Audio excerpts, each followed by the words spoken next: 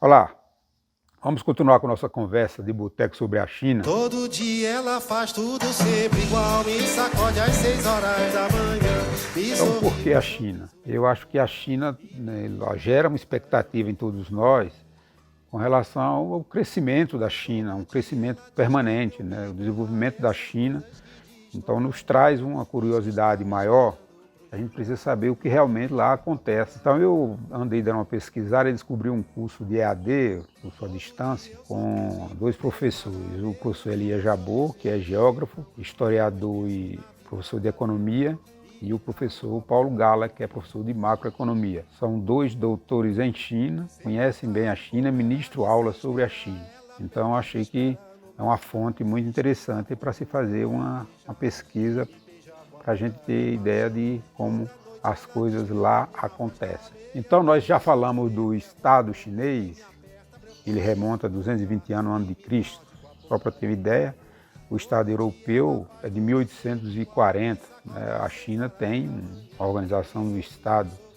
Então um Estado que, quando se chegou na época do Mao Tse-tung, criou-se um Estado revolucionário. Com a chegada do Deng Xiaoping, aí surgiu o Estado desenvolvimentista. Então, na verdade, o que existe é uma fusão desse Estado revolucionário, com o Mao Tse-tung, com as revoluções camponesas, com o trabalho tudo que ele começou pelo campo, com a própria Revolução Cultural, e culminou com a chegada ao poder do Deng Xiaoping, com as ideias do mercado moderno, de um processo mais avançado de industrialização, assuntos que nós já estudamos, já debatemos, né? Então, esse Estado desenvolvimentista, que aí ele engloba o Estado, o mercado e o setor privado, cria, na verdade, uma teoria, né, um núcleo de teoria econômica. Ele faz todo um movimento tendo como principal ator o Estado. Os estudiosos já dizem que o Marx ensinou a revolução e o Confúcio ensinou a governar, isso olhando para o Estado chinês.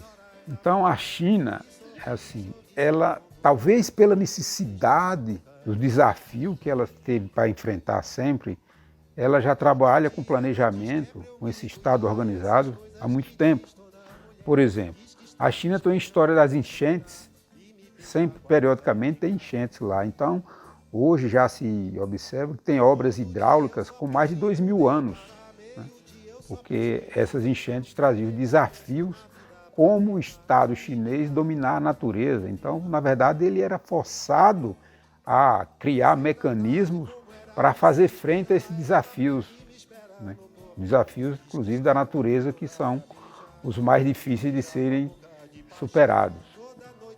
Então essa característica de planejamento é muito marcante na China. Por exemplo, Pequim é uma cidade de 1000 anos e é uma cidade planejada. A partir da Praça da Paz Celestial se observa todo um planejamento da cidade. Então essas coisas não são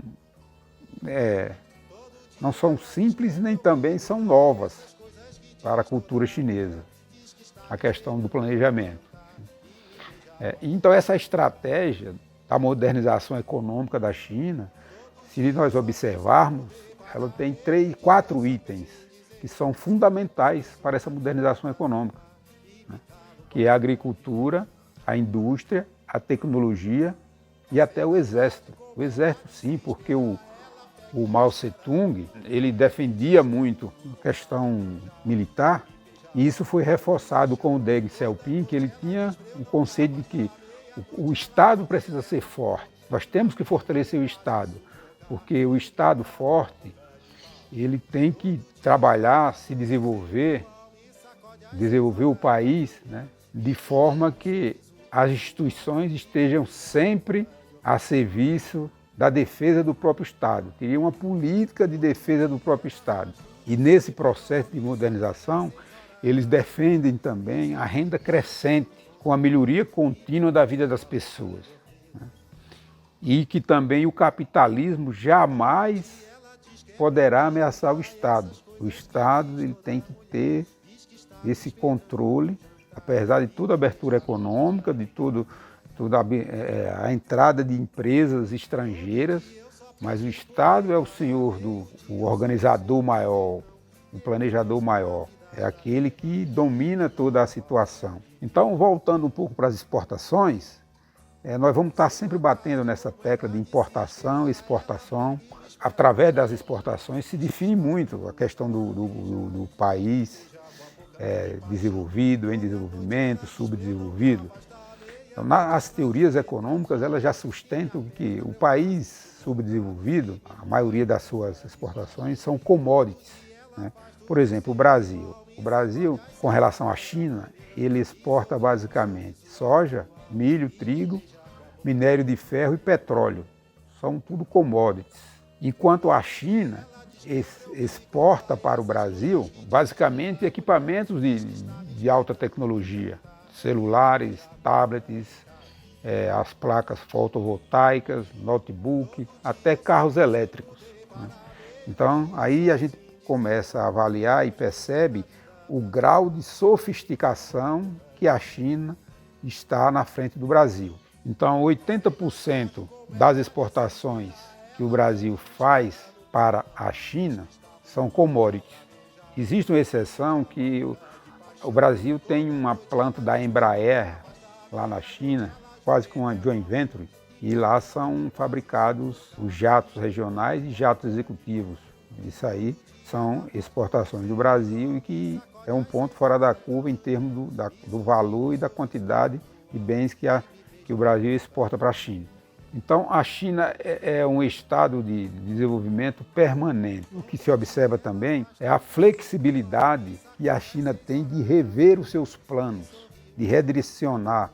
Os planos quinquenais da China autoalimentam em termos de análise, de retorno, de redirecionamento. Então, é um assunto muito forte que sempre nós vamos estar conversando sobre a China e enfatizando esses aspectos, porque até que prove o contrário, a questão do planejamento tem sido fundamental para o sucesso da China. Isso é incontestável. Por hoje é só, tá bom? Obrigado.